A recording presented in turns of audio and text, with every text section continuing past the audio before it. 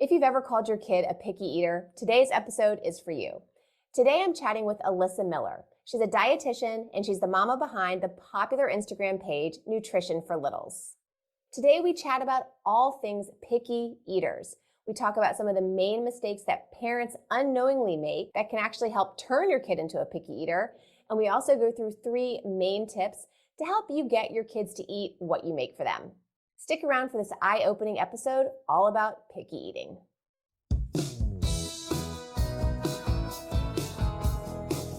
All right, so welcome, Alyssa. Thank you so much for joining us today to talk about picky eating, which I know is something that all families who have toddlers and preschoolers have dealt with or are dealing with right now. So welcome. Yeah, thank you so much for having me. I'm so excited I'm here. Yeah. Well, so introduce yourself to our audience. If they don't already know you, they can find you on Instagram at Nutrition for Littles. But if they haven't already been following you, tell us a little bit about yourself. Yeah, so I'm Alyssa. I'm a registered dietitian, picky eating specialist, and mom to 3. My littlest one just turned 1, which is so fun. I absolutely am passionate about helping families overcome and reverse picky eating. I just realized that this was such a debilitating, crushing experience that a lot of parents kind of are blindsided by, right? Like you have this baby and now you're trying to take care of it. Maybe you're nursing it or bottle feeding it or whatever. And you like go through these stages of like every time you feel like you have something figured out, like bam, like you get hit with something new, right? And I realized that picky eating is one of those things where you're like, finally, we're eating food. A lot of times parents will have babies that like eat anything, right? Like I can put anything in front of them and then they'll just stop eating it. Likely that happens to most parents, although I know some parents are like, no, it's always been a struggle. And that's normal too. That's very common. But I realized with my son, my firstborn son, I should say, who's now 8, which is wild. He was eating everything. Like I could put anything on his plate and he would eat it. No big deal. And then it slowly started to unravel. And I kind of have a funny story about it because I kind of feel like I can pinpoint when it all started going downhill for us. He was about 2.5, which is a very common age for picky eating to start like rearing its ugly head. And we were at Chick-fil-A with some friends, and my friend had her daughter not eating any of her food, but she wanted to go play in the play place because of course she did. She's at Chick-fil-A with a friend. And her mom said, well, 3 more bites of chicken and then you can go play. And of course, her daughter like hemmed and hawed and finally like choked down the chicken and was like, fine, can I go play? Right. And her daughter was a little bit older than my son. Well, of course, my son wanted to go play with her. And so he looked at me and looked at his food and he hadn't touched it either. Because again, of course, he's there with his friend. And I like felt this dilemma. I wanted to not like undermine my friend and how she was parenting. And I knew my son needed food because I also have like that parenting mindset of like, if he doesn't eat, then he's going to melt down and we're not going to be able to get in the car. And then when we get home, he's not going to go down for nap time. Like I started to like spiral over what he's not eating. And so I was like, well, I don't really know what to do in this situation. It was brand new to us. And so I just kind of said what she said, like, take 3 more bites of your chicken and then you can also go play. And he like gobbled it up. Like it was immediate and it like worked. It worked. And I was like, oh, this is like the golden ticket. No wonder all the parents do this. Like I figured it out. Right. And so he went to go play. We kept chatting, whatever, the day we moved on. Well, ever since that point, because I got validation, I got evidence that this worked to tell him, eat this, and then you can go do that, right? It was this negotiation, this bribery is really what it was.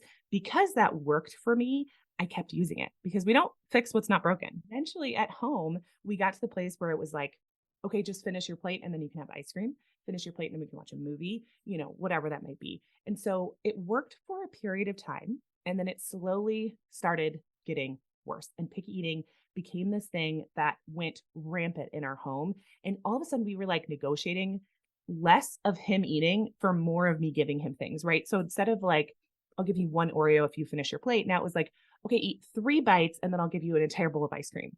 Or just take 1 bite and you can watch an entire movie, right? Like all of a sudden it started to get very disproportionate where I'm like, I'm getting the short end of the stick here. You're licking chicken and you get to like do whatever you want. Like this is not working. And so very slowly but surely he started dropping foods that he was willing to eat. And he just had a handful of foods. And I was like, something is broken here. And I was a dietitian and I went to school. And I remember before I had kids learning about how to handle picky eaters. And I got an A on that test. Like I knew exactly what to do. Like, oh, this is so simple, no problem. Well, we were all great parents before we had kids, right? We knew what we were going to do, what we weren't going to do. We're ready. Exactly. And so when the rubber met the road, when I actually had a kid and a strong-willed kid at that, okay? Like I feel like your audience can probably really, really resonate with this is that there are some kids you just like tell them what to do and they're like, okay, oh, thanks, Mom. Yeah. And you're like, how'd you get one of those? My kid is not that kid. Not my And which audience. I love. Yeah. Yeah. Which I absolutely love. But at the same time, it was like, oh my gosh, I'm a dietitian. I know how important nutrition is. You're in the most like important development stage of your life. And I want you to eat healthy foods and Yeah. a variety of foods. I know how important that is. And yet he wasn't doing it. And there was this disconnect where I truly just didn't have any tools in my tool belt. I didn't know what to do. And that left me researching and going back to what I did learn in school and not necessarily what they taught me, but taking those tools and making them, mom approved and actually work in real life with a strong willed child and started to reverse it. And now he eats like everything under the sun, super adventurous. So is my daughter, who's 4, and my son, who's 1. I'll keep you posted on that one. But we now have so many tools in our tool belt that I'm really not worried about it. Yeah. And you don't have to rely on the begging and pleading to please, just eat 3 more bites, then you'll be able to do this, which exactly. that is, I mean, it's so common, but I can totally understand what you're saying about how it goes a little bit out of control because it's like my favorite parenting phrase, which is you give an inch and they're going to take a mile. Right. And so it's like they see like, oh, I've got this like kind of control over the situation where she really wants me to eat this. And they can feel that pressure, right? They can feel the pressure that you put on situations and your anxiety feeds their anxiety, and then they're like, okay, I can get more out of the situation. So I feel like that's a perfect time. It's a perfect time for them to dig their heels in and get what they want. It is a perfect time. And it's not, a lot of parents will say like it's manipulation. It's actually not. Like I don't believe that it's manipulation. It's them being very smart and being very good problem solvers and getting what they want, what they need out of the situation. And that's what we're all doing all the time. So they're not intentionally being manipulative. They are really realizing and figuring out what the boundaries are in their home, how mom's going to respond to this, and also how they can get what they want and or need, right? And so it is actually a very healthy development for our children to be doing this. But a lot of parents just, I think, kind of come from this standpoint of like, they're intentionally being manipulative. There is no malice there. They're really just trying to learn the situation. And that's where we kind of take like the teacher standpoint, right? Like we're just teaching them about a situation and what will happen, what won't happen, what we'll stand for, what we won't stand for, right? That's really important too. Oh my gosh. Everything you just said, you could have been talking about sleep. Like totally. I believe it. Parallels are like 100% there, right? Because yes, I hear the same thing too. People are saying like, oh, it's kids being manipulative, but you're exactly right. It's not that. It's as human beings, we learn how to get what we want. We learn how to get what we need. And that's just, our kids just start doing that at a young age. And I truly believe that around the time kids are like 6 months old, they kind of get smarter than us. They kind of figure out how things start to work, and they're way smarter than we give them credit for. So getting kids to eat a certain amount of bites is like a big mistake. I've done that. I've seen millions of parents do that. What are some of the other mistakes that you see parents make that are probably pretty common, but that end up really on a slippery slope to turning your kid into a picky eater, which is not what our goal is? Yeah. And I feel like I get a little bit of hate online sometimes where people will be like, you like as a parent, like you're blaming the parent. And I am absolutely not blaming the parent. But what happens to a lot of parents is what happens to me. We just don't have any tools. So when picky eating comes up, what we do is go, oh my gosh, this is not good. I need to solve this problem. And we view picky eating as the problem. And we don't usually have a lot of tools. The ones that we do have often do more harm than good. And so those kind of, especially what I kind of experienced, the bribery, the negotiation, fall under an umbrella of terms that I like to kind of call pressure tactics. So there's a lot of different pressure tactics that we've been taught, likely from our own childhood, what our parents did for us, what we see other parents doing, like my Chick-fil-A story, what we might be seeing on Instagram, or what people might be saying to us, or feedback we're getting from people in the moment of what kind of boundaries that we set in place. And other people, oh, I'd never let my kid get away with that, right? Like that's like feedback where all of a sudden you're like, oh, next time I need to change how I do this. So we end up turning to pressure tactics because they work in the moment, which a lot of parents want to like save face, or it feels embarrassing, or kind of puts us on display, right? Like there's a spotlight on your parenting. And so we're like, we just want something to work right now because everyone's looking at us. It's like the Chick-fil-A story. So again, me, all these things are me, but these pressure tactics. So bribing, like we talked about, begging, pleading, guilting, demanding. Oh, All of those things kind of fall under this umbrella of pressure tactics. And a lot of parents don't realize they're doing it, but that can make picky eating, maybe in the moment they eat the food, but it makes it worse down the road. I kind of think of it as like an avalanche. Like it starts out as like a snowball, right? Like it's yeah, not that big a deal. And then all of a sudden you're in the middle of it and you're like, my kid will only now eat 6 foods. Like, how did we get here? yeah. Guilting. That's a big, I think I'm guilty of that. I may still be guilty of that, even though my kids are like 13 and 11 now. It's But, so easy to do. it's like, I'm like, I spent my time cooking this food. It just took me an hour to make this. Like, you need to eat some of it. Like, you owe me that, right? Yes. I mean, I Yes. just spent it just comes out sometimes. Well, and the food waste, right? Like as a parent, I was very triggered by food waste. Honestly, I still am. I still deal with it all the time. But we deal with food waste where we go, there's food left over on the plate. I spent money on that. I spent time on that. Yeah. This is healthy, delicious food, or one or the other. And you're like, I want them to eat that because otherwise it's going to be wasted. And so sometimes guilt comes from a place of money, finances, availability. Like, I mean, we all remember the old like adage of saying like, there's starving kids in Africa, Yeah. right? Like that is a total guilt layer. And one I didn't mention that I want to point out too is sometimes it's praise. Sometimes praise is a sneaky form of pressure because we know that our kids demand or want our praise. And they want to know that they're doing good, right? And I will say this was not necessarily my son. He's so independent. It's not even funny. I still try to praise him here and there, but it feels like it does not matter.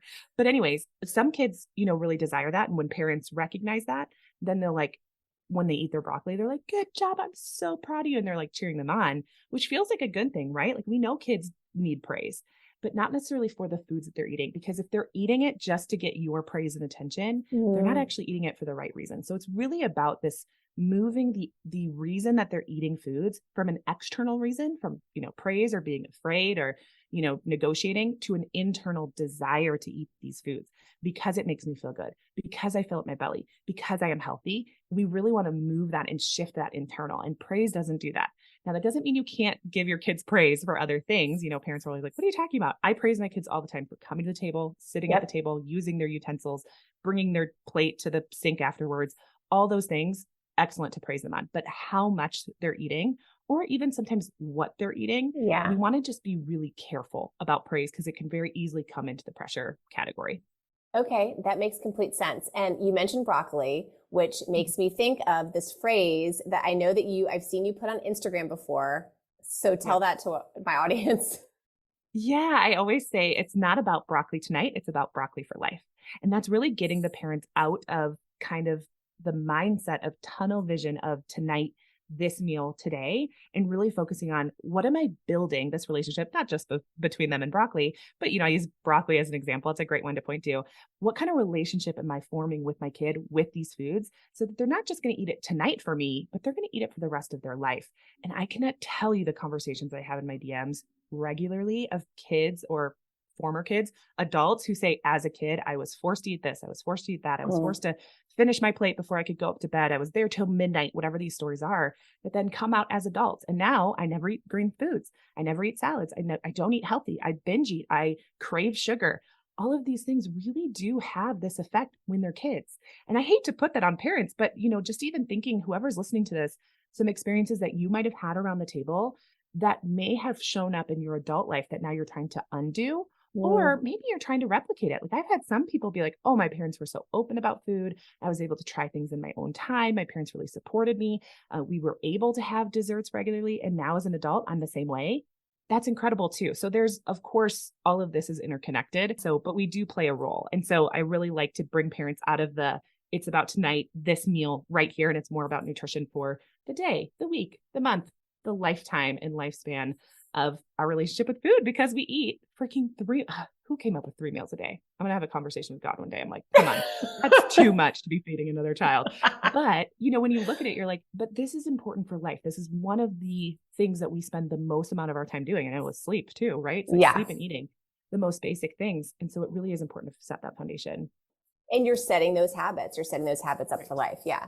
Well, okay. So you mentioned dessert a second ago. So I think a lot of negotiation happens around the dinner table with dessert, like eat this and then you'll be able to get this. So what's kind of your take on dessert? Is dessert something that everybody should have available to them? Is it something you do every night or occasionally, special occasions? Like, what's your theory on that?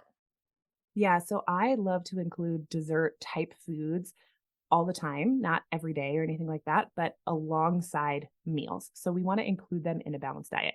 Now, I'm not going to sit here and tell you exactly what desserts to buy or to make. I know that people of all different cultures and beliefs and time and all those sorts of things. So that's really up to you individually. But in our home, we do a lot of homemade desserts. And when we have them, they go on the plate during meal times or even snack times. And I serve them alongside other healthy foods. So if it's something really high in sugar, I'll also try to include like a really high fat and high protein food as well, so that it balances out the sugar they're about to get, but it also normalizes that food. When we start to say, if you eat your broccoli, then you can have ice cream, guess what our kids just heard? Broccoli is gross and I have to get through it to get to the good thing.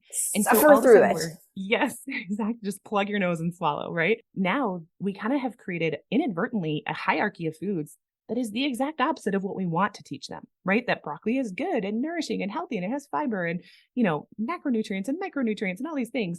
But instead, we actually just inadvertently switched it. And that's what I see with a lot of parents. It's a lot of accidental things that we teach our kids that we didn't mean to. And in fact, we probably wanted to teach them the opposite. And so that's why you just go ahead and put that ice cream right on the plate with broccoli. And I know that freaks a lot of us out or feels really uncomfortable, but I'm telling you, the people who I have taught this to, there's actually a course that you get for free when you enroll in my self-paced course all about desserts.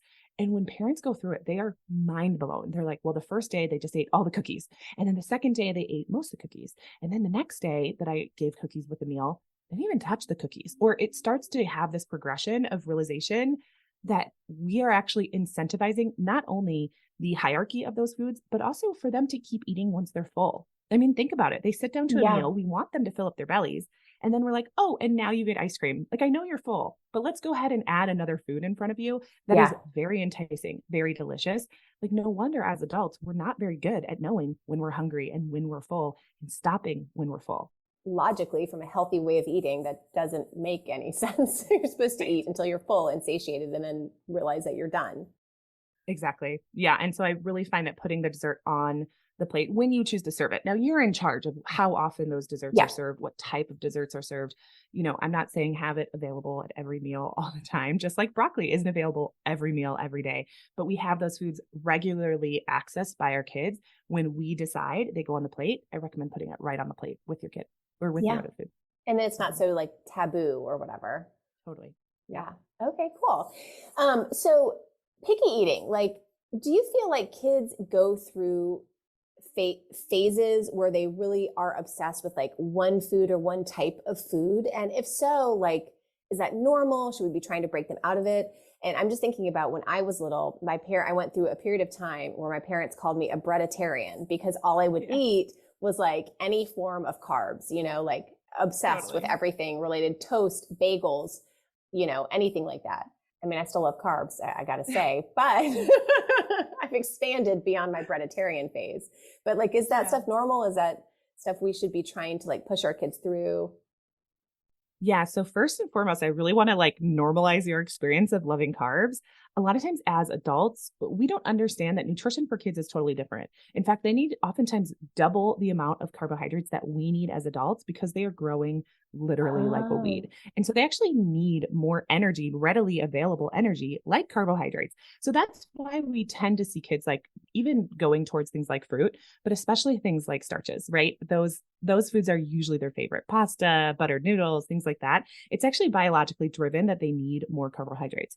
Now, again, we still get to decide what carbohydrates are on the plate, but that is totally normal. And sometimes the alarm bells go off to parents because they're like, well, I don't eat that many carbs. I wouldn't feel good if all I ate was pasta and no vegetables on the side or no protein. But at the same time, we need to recognize they're in a different stage of life than we are. And we don't really remember that as a kid, right? And so that's so funny that you have that experience. So there's that. Then there's this idea of picky eating being a phase. And I do agree that it is a phase that most kids will go through and be a little bit selective around their foods. Usually between the 2.5 age range is where we start to see picky eating. And this, again, is actually very genetically driven because when you think about toddlers, they're able to now toddle away from mom and dad. So there is a desire in them to previously put everything in their mouth, like as babies, to experience everything. Yeah. And it's actually very good for them. I know probably so many parents are like looking at me with daggers in their eyes, but picky eating can be a very good thing that they're now toddling away from us and they're more cautious about what goes into their mouth, which is good. Yeah. However, as a parent who knows that broccoli is safe, you're like, just eat the dang broccoli. You're fine. What's happening? So what happens is picky eating starts to kind of rise up and there's a phase of picky eating. Now, sometimes that's biologically driven. There's actually, I've outlined 10 root causes of picky eating that I've experienced in my practice, in my life, all those sorts of things with all the families I've worked with. And I've bundled them up. They're in my free class, which we can talk about. But inside of there, we talk about these 10 root causes that cause picky eating to not only come up, but stay. Where you're like, okay, we want to kind of undo, we want to move through this phase, right? We want to go through it, or what I say is reverse it. And what happens is there's a cause for picky eating, whatever it might be. And then the parents typically, because we don't have the tools in our tool belt, might accidentally amplify it and make it stay longer, be harder, be more difficult because of the way we responded. Again, my whole story is around that, right? My kid was not picky. Something popped up where he was getting more selective and I spiraled about it. And the way that I responded without the correct tools made it way, way worse. So it is very common to have kids be picky, and there will be a slight percentage of people who grow out of it. But my incentive, like my offering to parents, or kind of what I want you to recognize, is you have so much power in how long that phase lasts, how bad it gets, and if and when you help reverse it. So it's just about getting those tools and strategies. So when it pops up, you know what to do instead of just what not to do. Like you're just like, I don't know. I'll just sit here and hope that things go my way. I'll just pray it away. And it really just doesn't work like that. We want to have more tools in our tool belt. Yeah. I love that you're pointing out kind of the parental response, which is, of course, all coming from the right place. Again, not blaming the parent. It's all coming from the right place. It's like, that they need to eat, they need to eat some healthy things. So you're doing some of these maybe pressure tactics or guilt tactics or whatever. It's all coming from the right place. And you don't really realize that you might be amplifying the problem. Yeah. It's all done out of love. It's all done out of love. I mean, really, ultimately, we want what's best for our kids. We know that they need good nutrition. We know that, I always like to talk about gut health. I'm such a proponent of healthy guts for adults and for kids. But the way that we get that is a variety of foods. And so when they're picky, their gut is just not performing at its best, which makes it really difficult to sleep. I mean, talk about like a connection there. It makes it really difficult for them to stay healthy during flu and, flu season and all these things. It makes it really hard for them to have normal bowel movements, which is a very healthy way to eliminate waste from our body. So there's a lot of things that are connected to having a diverse gut. So we know this as a parent, which is why we're using the pressure tactics, because it's so important to them, because we love them. And that is so important to remind parents for. So thanks for bringing that up, that it's all coming from a place of love. But when we don't know how to handle it, we just kind of scramble and just throw anything at it. Like we're just like throwing spaghetti at a wall, being like, please work tonight. Please eat the broccoli, right? And that just leads us down that route usually. Which is why we're so thankful to have experts like you that can help us realize that and give us new tools. So give us a couple tips to help us get our kids to eat the food that we make for them. Because something that I'm sure that you would say is a no-no that I hear about a lot too is you make a dinner and then your child refuses to eat it. So you end up nuking some chicken nuggets or making a cheese quesadilla because they have to eat something, or you end up saying fine, then you don't get dinner, but then all of a sudden bedtime rolls around and then, your kid's complaining that they're hungry and then, you're giving them snacks and they're staying up too late. So kind of allowing them to not eat what you're making and making something else for them is really common. So help us figure out ways around that. Cause I think in the moment we know I probably shouldn't be nuking the chicken nuggets right now, but they got to eat. So give us some tips. And that's so heartbreaking. And I know I want to just validate that experience with parents. I too got in the kind of hamster wheel of rescue meals where they're not eating. And so I'm like, I want them to eat something. So I might as well just go and, make mac and cheese or whatever that may be. And so I just want to validate that because that is very real. And it actually does go into what I teach in a way. Now, I don't recommend making an entire dinner. If they don't eat it, go make them something else. What I do recommend is being what I call considerate, but don't cater. So we want to be intentional about including a safe food during every single meal and snack. So a safe food, I want to make this very clear. A safe food is not a favorite food. A safe food is a food that they've reliably eaten in the past. So we want to include a safe food during their meals so that they have something to fill their bellies up with. sometimes even just taking the edge off of their hunger puts them in a better state of actually being willing to learn to eat a new food, which is what we're asking them to do. I mean, if we put a brand new food in front of them, we are expecting them to eat it, but we're not teaching them what it is, what it might taste like. I like to tell parents, we have like 20, 30, 40 years of experience connecting different foods to different things. So when I see a pomegranate seed for the very first time in my life, I can see that it's red, it's wet, it's juicy, it's like different kind of colors. It's darker over here and it's lighter over here. And I can guess that there's probably juice inside of that. I'll probably chomp on it and juice is going to like spill out into my mouth. It's probably going to be sweet because it's a fruit and most fruit are sweets. Like I'm able to connect those dots in our brain. Our kids literally cannot, because of development, their brain is still developing to be able to pull experiences like that forward. But then on top of that, they don't even have the experience of 20, 30, 40 years of experience with food. So sometimes we're just expecting kind of too much out of what they know to be true. So when they're hungry and then we're saying, oh, and also now let's go ahead and learn a new skill. Like that's not going to go well for them. I kind of joke where it's like, it's trying to, if you're super hungry and then someone's like, here, before you can eat or while you eat this soup, why don't you also try to ride a unicycle? You're like, wait, what? Like, this is a brand new skill that you're trying to learn. I can barely have a conversation if I'm really hungry. I'm like, no. Like, don't talk to me because I'm going to be irritable. Let me just eat something first. Like, I know that about myself. Our kids don't have the ability to say that or recognize that. Totally. And we oftentimes as parents and adults just don't know how much is going into this skill of eating, like recognizing the food, trying to figure out how to get it to stay on the fork or stay on the spoon. We've all probably witnessed a toddler like really frustrated with a spoon of like a food just keep falling off. It's very frustrating. Then we have to hit the target, hit our mouth. Then we have to chew it up. And it's not just regular chewing. It's like rotary chewing to really grind it up. And then we have to move it around our mouth with our tongue. Then we have to push it back to the back of our throat and swallow it. All of that is a skill that they need to learn and master. And we're basically just like expecting them to do it all in one night. And so it's just nice to kind of take that pressure off. So what I recommend is always serving a safe food. In the end, they have a little bit, they have something to fill their belly on. So if that's all they eat, we were like, okay, at least they ate something. But then also it takes the edge of hunger off so that they can learn a new skill in the moment. So a safe food is really important. I want to point out 2 other tips that I always recommend that I think parents find really helpful. One is to put less on the plate. I know it's really enticing to either compare to other kids or to yourself or what you think they need or the back of the label or to what they ate last time and fill up their plate with like a heaping, pile of broccoli, or I keep using broccoli, whatever it is, butter noodles or a new pasta dish or chicken, half a chicken breast, that's plenty. Or I remember even one time with my son, like a whole peanut butter and jelly sandwich because he ate one before. I was like, oh, I'll just put a whole one on there. It can actually be really overwhelming to a kid to have a heaping pile of food on their plate. So I always encourage parents, especially with the new food that you want them to try, but really all foods, put way less on the plate. Now you want to create a culture where they can ask for more and you can give them more. You always want that. But this is going to help in so many different ways. It's not like super overwhelming for them, right? But then at the same time, you're not stressed about food waste because you only put a little bit on their plate. If you have a ton of that food, like half a chicken breast and chicken is expensive, you're like, oh my gosh, please eat that chicken. But that if they don't eat it, it's going in the trash. Like that's stressful.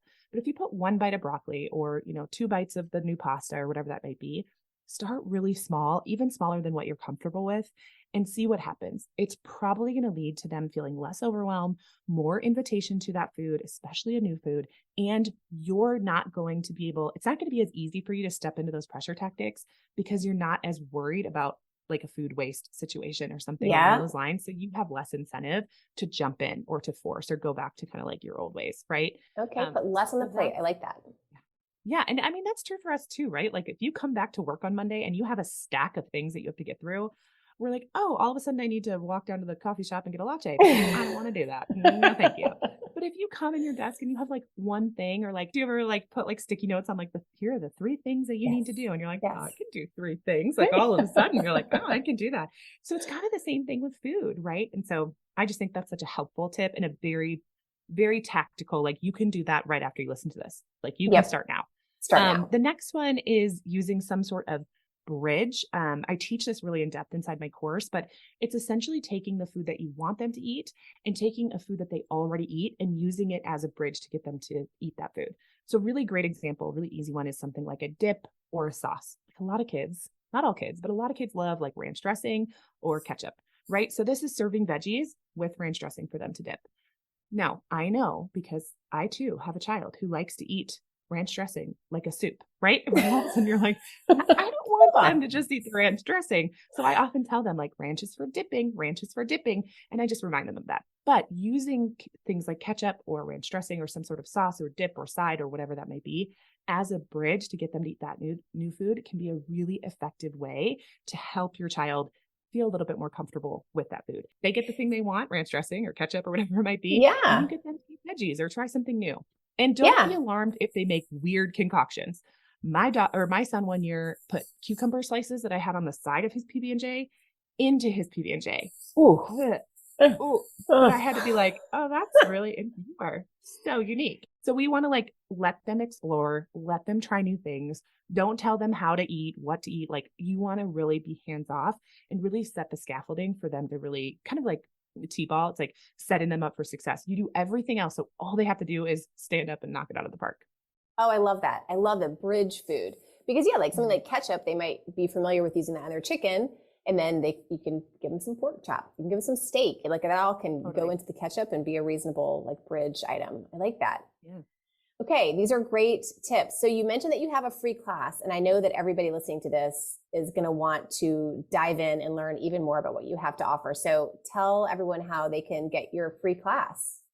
Yeah, absolutely. So it's on my website, nutritionforlittles.com. You just click the tools button and there's the free there. Like you can go to the free tools and it's on there. It's also on my Instagram. So if you just DM me the word reverse, I'll send you the link. I'll get you all set up so that you can grab that free class. It's about an hour long. It is so valuable. I've had so many parents just say after the free class alone, the next morning their daughter was eating eggs that she had not eaten in over 14 months, which is so wild to me because eggs is a very hard food. So in one day she reversed that and was able to get her daughter to eat new food. So we have, examples of that all the time, but if you think that it's even relatively worth an hour of your time to start reversing picky eating, then this class is for you. Like I say, I outline those 10 root causes for picky eating. And so you can kind of start to go through and identify, okay, what's going on with my kid? And that's what I really hate about the blatant advice online.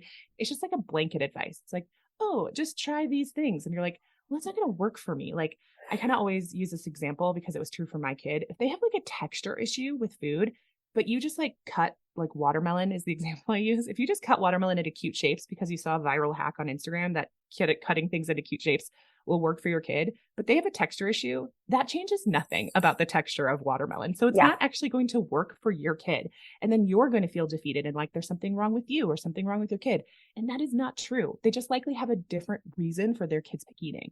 So a kid who likes the cute shapes has a very like empty fun bucket. They just need more fun. They need more invitation to have fun with their food. So the cute shapes work for them. That has nothing to do with your kid. It's because kids have different reasons for their picky eating. And once we start to match up the strategies together, that's where like the true magic happens and everything starts to reverse. Oh, that's awesome. Love that. And so you are on Instagram at nutrition. It's nutrition.for.littles, right? Yep. Okay. That's me. I'm also, I also have a podcast, Nutrition for Littles, and I'm on YouTube. So Nutrition for Littles across all the places. Okay, great. And I'll link to all that here so everyone can click through and find you. Well, thank you so much for all this great information today, Alyssa. I think you've given people great tips and resources to find even more great tips from you. Thank you so much. I love having conversations like this. And I think it's so fun. I talk about all the time how this is just so parallel to sleep. And it really is like when you learn how to have these conversations with your kids and when you fill up your tool belt with effective tools at work, it's amazing what happens in parenting. A lot of it becomes easier. And I do just want to encourage anyone who's listening. I remember being in the throes of picky eating with my son where it was so miserable and I was dreading meals. I got to the point where I just wanted to feed him something easy, put him to bed and then have dinner with my husband. I wanted to skip mealtime altogether. I'm getting chills remembering this moment. And just realizing that once we were able to reverse it, meal times are my favorite time now. And I like to cook, but I don't love it. But I love having meals with my family because there's no fight. There's no fighting. There's no bickering. There's no negotiating. There's no dreaded like, oh my gosh, there's so much food waste left over. And, I'm not walking away from the table feeling bad about the way that I parented, so much guilt, not understanding what's going on. And I just want to encourage you that it is possible to have meal times that you enjoy and look forward to, and you can actually connect with your child. And it was even like coming between me and my husband of how he was handling things. There was so much, and we eat together so often. So I just want to encourage anyone listening that it gets to be good. It gets to be good. Oh, I love that. And again, with the parallels to sleep, that's exactly what I feel like about bedtime, right? It's kind of the same thing. Like before you had kids, you imagine that you're all going to sit down, you're going to have your family meals together. It's going to be lovely. And then you have this cozy bedtime where you just read books and you snuggle and then you say night, night, and they go to sleep. And then you go off and you have your evening. And I mean, it can be like that. You know, for so many people, you get off course, but that is why there are experts and people who can help you get back on course, because that is a reality that you can have. So it's just upping your game, upping your tools, and finding the right resources. We could talk about this forever, truly. So I know. Yes, we could. Thank you so much for being on the show today. Of course. Thanks for having me.